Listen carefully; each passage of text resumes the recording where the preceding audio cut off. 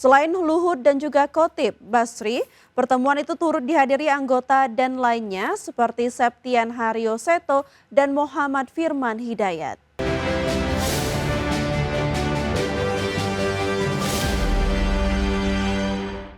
Ketua Dewan Ekonomi Nasional Luhut Binsar Panjaitan bersama anggota dan Kotip Basri menggelar pertemuan dengan Presiden Prabowo Subianto di Istana Merdeka, Jakarta.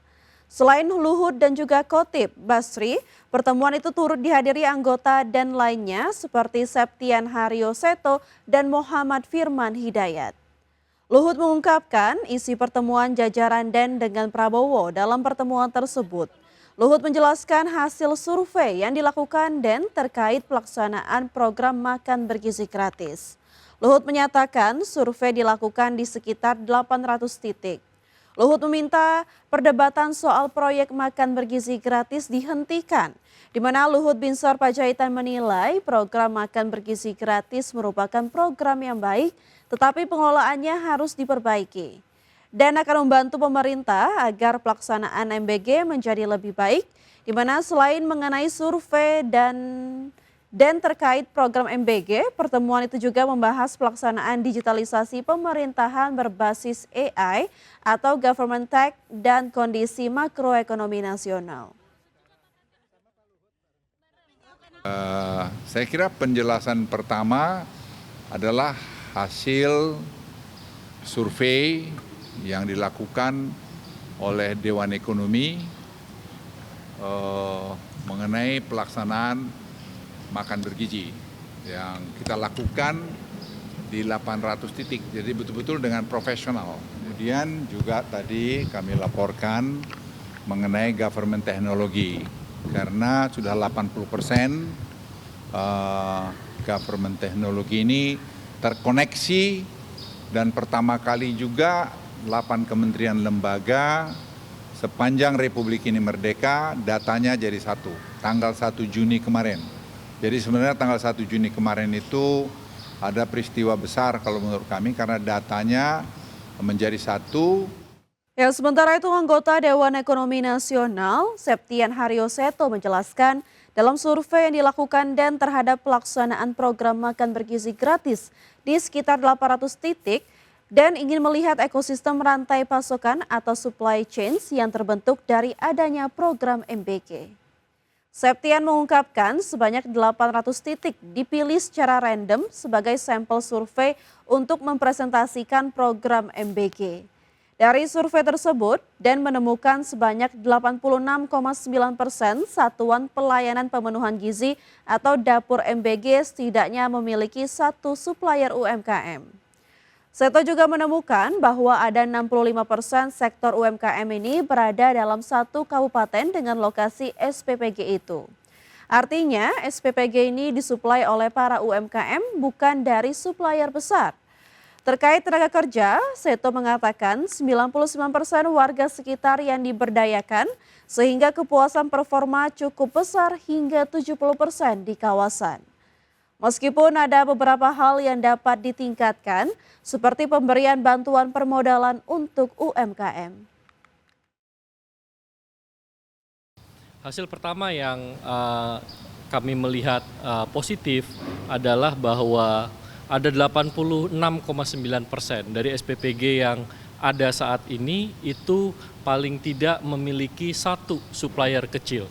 Jadi ini adalah UMKM yang memang ada di dekat lokasi dari SPPG tersebut. Kalau dihitung secara rata-rata ada 3 UMKM yang digandeng oleh SPPG ini. Jadi ini membuktikan bahwa program MBG ini selain tadi mencapai tujuan Bapak Presiden untuk perbaikan gizi dari anak-anak Indonesia, ini juga Emiten Farmasi dan Kesehatan PT Tempo Scan Pacific Tbk resmi menetapkan pembagian dividen tunai total senilai Rp676,48 miliar untuk tahun buku 2025.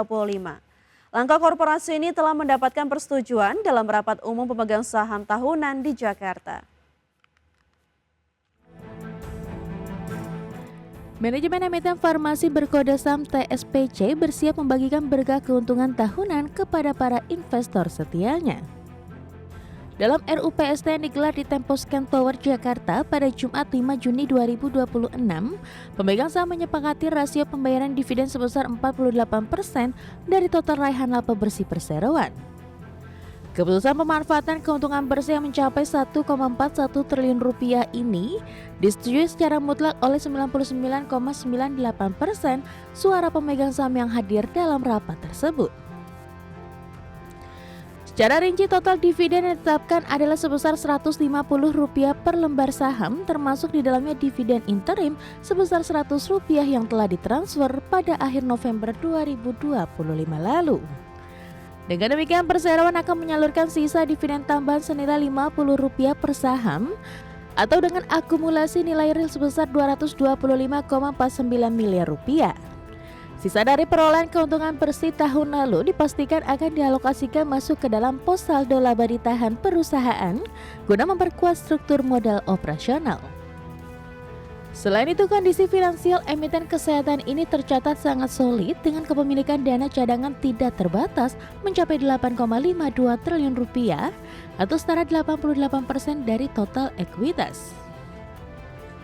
Pada penutupan bursa Selasa 9 Juni 2026, harga saham TSPC bertengkar di level Rp2.370 yang mencerminkan yield keseluruhan sebesar 6,3%.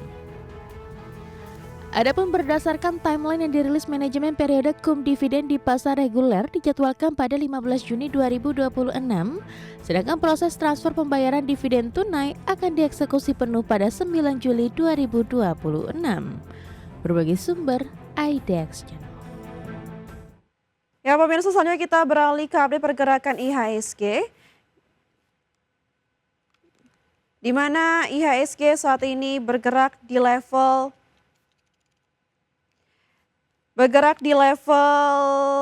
hijau ya pemirsa, yaitu bertambah 2,34% ke level 5.881,23. IHSG tadi pagi dibuka di level 5.744 dan sempat menyentuh titik tertinggi di level 5.939. 543 saham menguat, 151 saham melemah dan 118 saham stagnan atau tidak bergerak. Dari pergerakan top gainers pemirsa atau saham-saham yang mengalami penguatan tertinggi, antara lain yang tampil di layar kaca Anda pemirsa, top gainers antara lain ada